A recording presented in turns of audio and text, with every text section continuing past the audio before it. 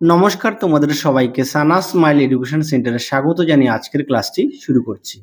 আজকে তোমাদের সঙ্গে আলোচনা করব তোমরা যারা ষষ্ঠ শ্রেণীর দ্বিতীয় পর্যায়ক্রমিক মূল্যায়ন পরীক্ষা দেবে তোমাদের জন্য রায় ও মার্টিন প্রশ্ন বিচিত্র থেকে আজকে সমাধান করব ষষ্ঠ শ্রেণীর পরিবেশ ও বিজ্ঞান বিষয়ে মডেল নাম্বার 10 অর্থাৎ 10 নম্বর স্কুলে যে সমস্ত ছোট ও বড় প্রশ্নগুলি আছে তার সমস্ত প্রশ্নের উত্তরের সমাধান করে দেখাবো। চলো দেরি না করে মূল বিষয়ে যাওয়া যাক। একে আছে সঠিক উত্তরটি নির্বাচন করে লেখো। এক দাগে দেখো লোহার সঙ্গে ক্রোমিয়াম মিশিয়ে স্টেনলেস স্টিল তৈরি হয়, অপশন বি। দিয়ে দেখো প্রমাণ মিটারের দণ্ডটিতে ইরিডিয়াম ও প্ল্যাটিনাম এর অনুপাত হলো, উত্তরটা হবে 1:9, অপশন বি। তিনে দেখো একই গভীরতায় গ্লিসারিন অপেক্ষা জলের চাপ কম, অপশন এ। চারে দেখো অম্লীয় শব্দটি খুঁজে বার করো, সঠিক উত্তর হবে চুনাপাথর, অপশন ডি। পাঁচে দেখো ফুসফুস থেকে অক্সিজেনযুক্ত রক্ত এসে পৌঁছায় হৃৎপিণ্ডের বাম অলিন্দে, অপশন ডি।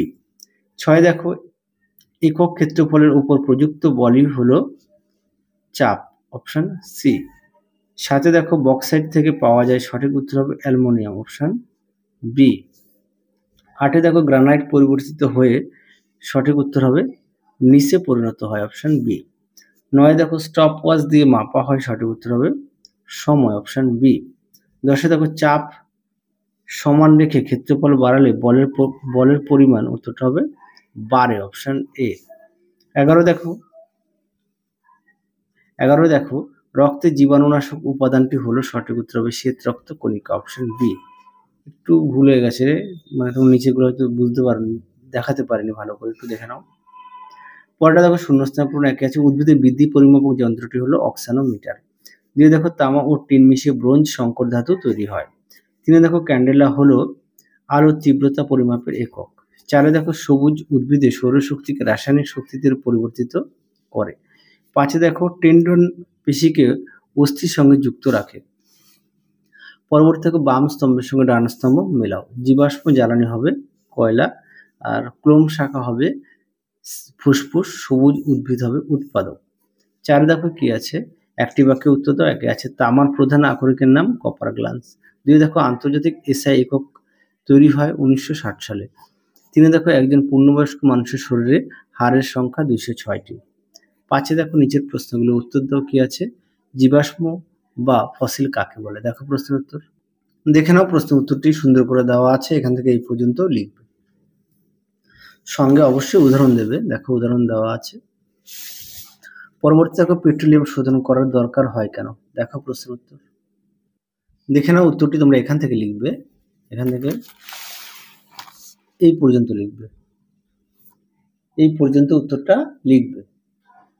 পরবর্তী প্রশ্ন দেখো, তিনের এলপিজি ও সিএনজির মধ্যে পার্থক্য লেখো। দেখো উত্তর দেখে নাও। এলপিজি ও সিএনজির মধ্যে পার্থক্য প্রথমে দেখো দেওয়া আছে পুরো কথা, অর্থাৎ এলপিজি ও সিএনজির ফুল ফর্ম দেখে নাও। তারপরে দেওয়া আছে উপাদান দেওয়া আছে আর ব্যবহার দেওয়া আছে, লিখে নাও। পরবর্তী দেখো চারে নদী বাঁধের তলদেশ চওড়া করা হয় কেন? দেখো উত্তর দেখে নাও। প্রশ্নের উত্তরটি তোমরা এখান থেকে এই পর্যন্ত লিখবে।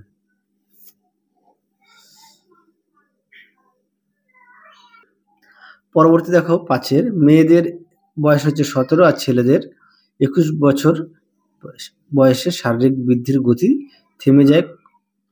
আচ্ছা, ছয় দেখো সিজিএস পদ্ধতিতে এসআইতে বলের একক হচ্ছে ডাইন নিউটন। তারপরে দেখো সাথে ঘর্ষণের ফলে বস্তুর ক্ষয় হয়, উদাহরণের সাহায্যে বুঝাও। দেখো উত্তর দেখে নাও। প্রশ্নটি উত্তরটা দেখো, দুটি উদাহরণ দেওয়া আছে। দেখো ঘর্ষণের ফলে বস্তুর ক্ষয় হয়, এমন দুটি উদাহরণ হলো, দেখে নাও। পরবর্তী দেখো 6 জায়গায় নিচের প্রশ্নগুলো উত্তর দাও। এক আছে স্থিতি শক্তি ও গতিশক্তি একত্রে কি বলে? উত্তরটা হবে যান্ত্রিক শক্তি। লিন্ডেম্যানের 10% সূত্রটি লেখো, পেজ নাম্বার দেওয়া আছে, এছাড়া তোমরা তোমাদের পাঠ্য বইতে পেয়ে যাবে। দুই দেখো সাধারণ তুলার সাহায্যে বস্তুর কি পরিমাপ করা হয়? উত্তরটা লিখবে ভর। আন্তর্জাতিক প্রমাণ মিটার কাকে বলে? দেখো উত্তর দেখে নাও। প্রশ্নের উত্তরটি এখান থেকে এই পর্যন্ত লিখবে।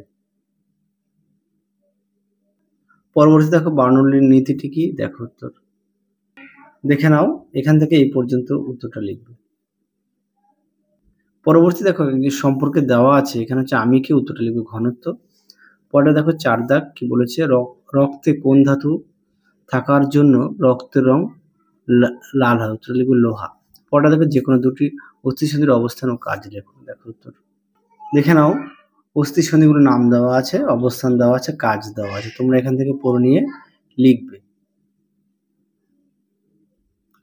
পরবর্তী দেখো কি আছে, ক্রুড অয়েল কি, তারপরে দেখো দেওয়া আছে এই প্রশ্নটি, তোমরা পাঠ্য বই থেকে একটু দেখে নিও। দেখে নাও প্রশ্নের উত্তরটি এখান থেকে এই পর্যন্ত লিখবে।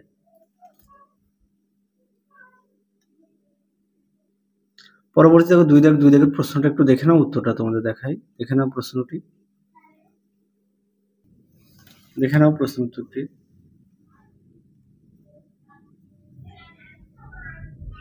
পরবর্তী দেখো, ডান ফুসফুস কয়েকটি খণ্ডে বিভক্ত, উত্তরটা লিখবে 3টি।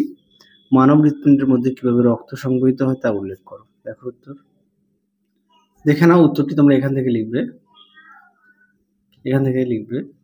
দেখে নাও, সুন্দর করে পয়েন্ট দিয়ে দেওয়া আছে, তোমরা অবশ্যই পয়েন্ট দিয়ে লিখবে। দেখে নাও চিত্রটা, দেখে নাও। তাহলে চলো আজকের মতো এখানেই সমাপ্ত করছি, আবার দেখা হবে খুব শীঘ্রই তোমাদের পরবর্তী ভিডিওতে। তোমরা সবাই সুস্থ থেকো, ভালো থেকো, আজকের মতো টাটা।